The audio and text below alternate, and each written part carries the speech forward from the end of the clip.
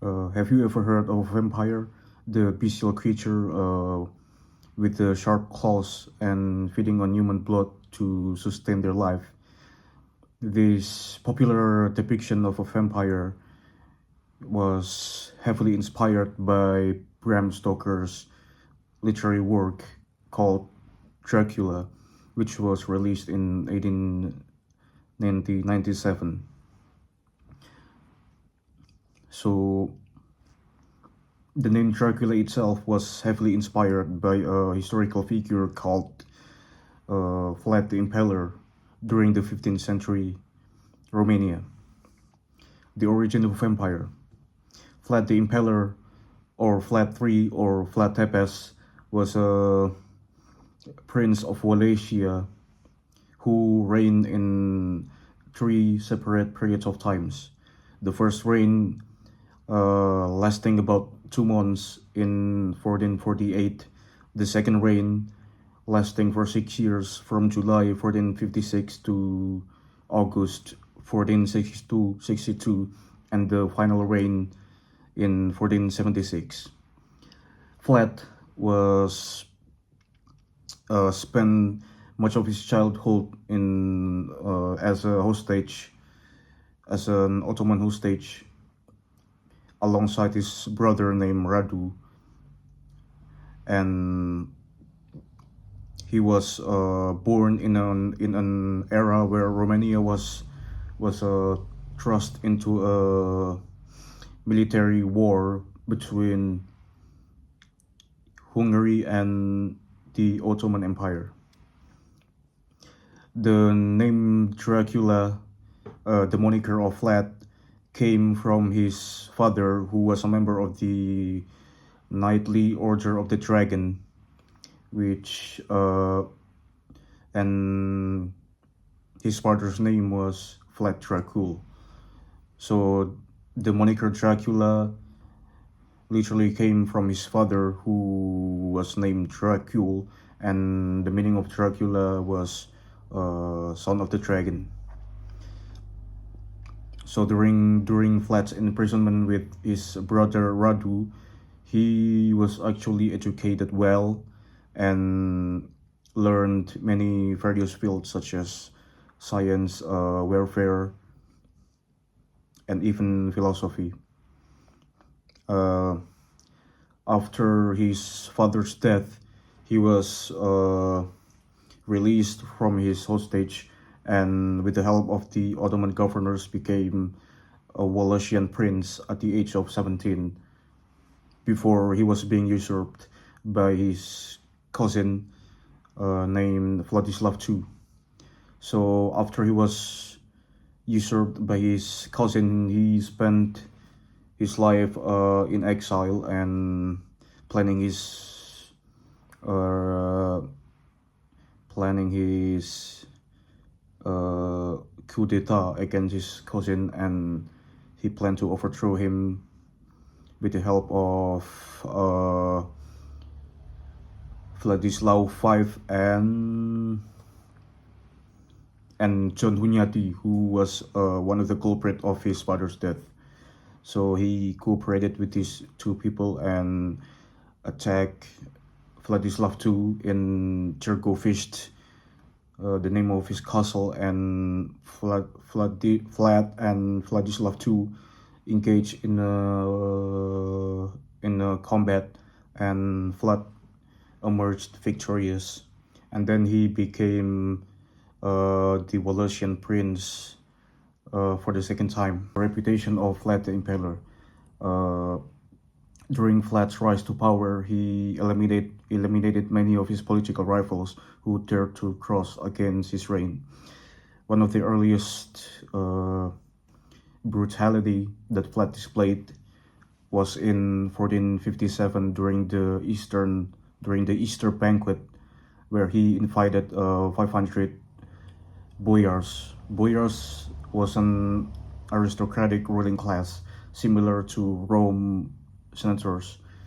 So Vlad invited these 500 people, and when they were about to toast it suddenly became a rageful speech from Flat, and Flat reminded them of their crimes, such as conspiring against him and betrayed his father, Flat Dracul, and his older brother named Mircea. After this rageful speech, the boyars were brought to the palace courtyard and they were sentenced to death by way of impalement. So, and after this sentence, their bodies were uh, carried to the roads leading to Trigofiste and placed alongside the roads. And this display of impaled bodies proved to be a successful military tactic against the Ottoman forces. In 1462, Sultan Mehmed II and Vlad engaged in a full-blown war after Vlad refused to pay tribute to the Ottoman.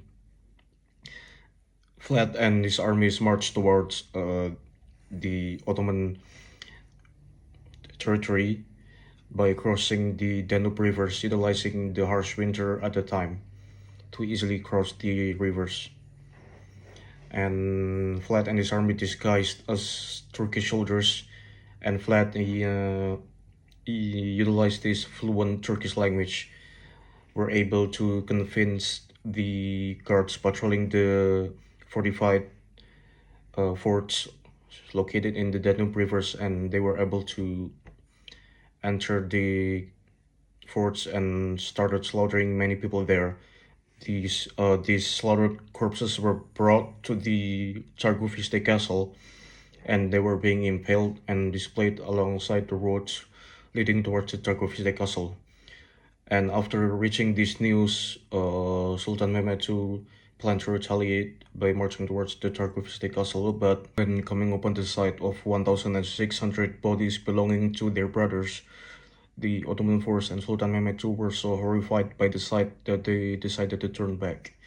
Also, during this conflict, Vlad the Impaler initiated a military strategy called the Scorched Earth, where he uh, executed a total evacuation of the Wallachian people, and he ordered his people to burn down villages, kill crops, and slaughter livestock to starve the Ottoman force. He also poisoned the wells that provided fresh waters for the Wallachian people, so that the Ottoman had no source to drink from. Vlad also initiated a germ warfare where he paid the population suffered from leprosy, syphilis, and tuberculosis and the bubonic plague to hide among the Ottoman force so that their diseases could infect the army.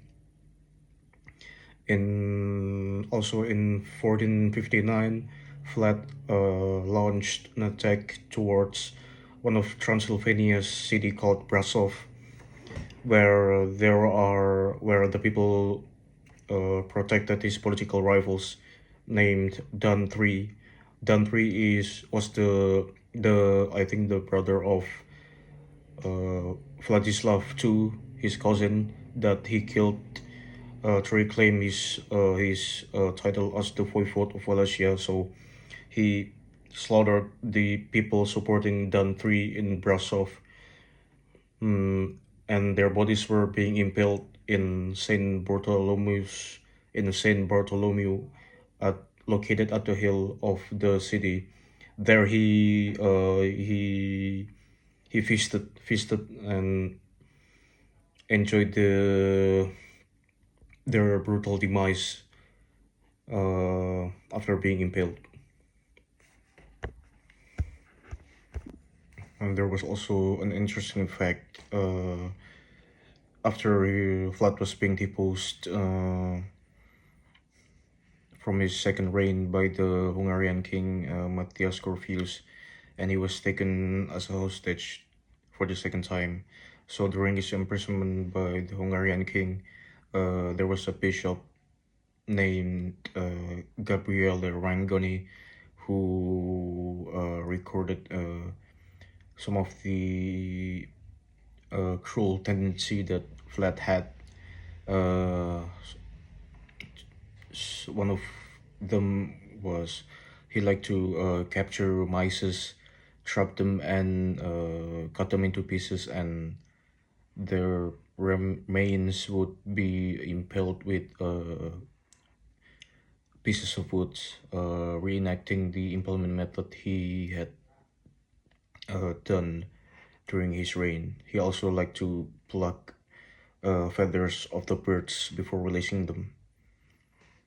Vlad the Impaler was a ruler who followed the strict code of a draconian system where every little pieces of offense would be punished. As such, when there were women who had affairs outside of their legal marriages, Vlad would punish them by hanging their bodies upside down and had their sexual organs mutilated. Also, in either 1458 and 1459, there were Turkish envoys coming to Wallachia to have an audience with Vlad the Impaler. Basically, these Turkish envoys served to collect tributes from Vlad for the Ottoman Empire. So when Vlad ordered the Turkish envoys to remove their hats in front of him, they refused, saying that it was part of a religious and cultural customs to not remove their hats even if they stood before their own sultan. So Vlad basically said bet, and he ordered his guards to shove spikes into their skulls and basically keeping the hats in place forever in their head. And this served as a rebellion toward the Ottoman Empire and one of the first declaration of Vlad's